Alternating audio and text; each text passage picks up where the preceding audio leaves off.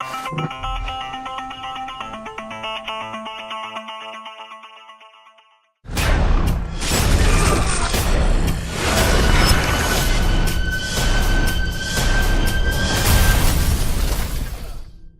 part of the gameplay have you improved most since the first Evil Within?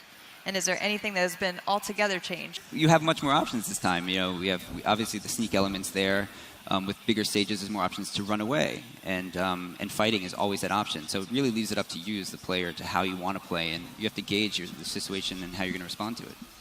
But Sebastian actually has a tool now that can kind of help him navigate this world, and that is the communicator device. What does the communicator device allow him to do? So, like you saw in the trailer, it's a communication device for him to stay in touch with Kidman, who's outside in the real world. But because of how STEM is sort of collapsing and in this state, it can respond to things that have happened within this world. So in the game, we call them sort of resonances or residual memories. So you can see things or chase down things that have happened in the past, and that can lead you to other objectives or to find items, or it could even be something terrible waiting for you. But it's up for you to sort of like take that extra step to follow these sort of leads that are coming through this communicator to explore. Right. And in the other game, in the first game, you were sort of pushed through a particular path, and in this one, the communicator allows you to have several different pathways that you could opt to take.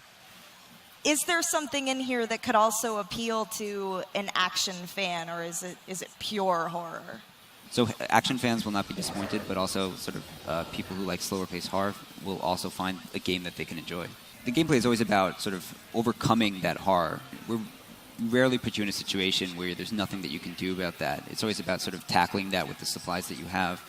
But this game definitely expands on the option of that free-form ability to do what you want to do in the situation. And it all depends on, again, how much you explore, how much ammunition you have, how you really think about a situation before you approach it.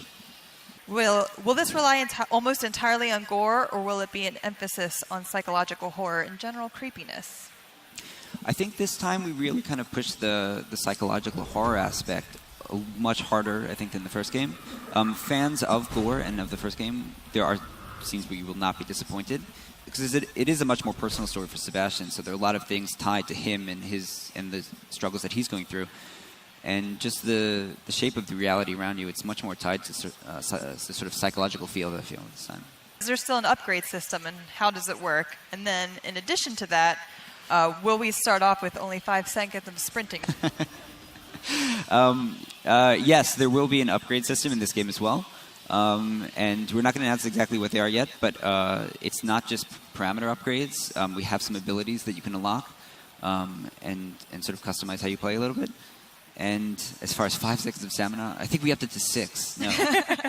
But it's definitely still something you need to be concerned about when you play. But you've got to have that in. You have to have that stress, that additional stressor on top of everything else. It's like, I'm running out of breath. What am I doing here? Ultimately, that's what humanizes Sebastian and makes him a cool character that we can play. Yeah, whatever, he's pretty roughed up, though. So. Yeah, I mean...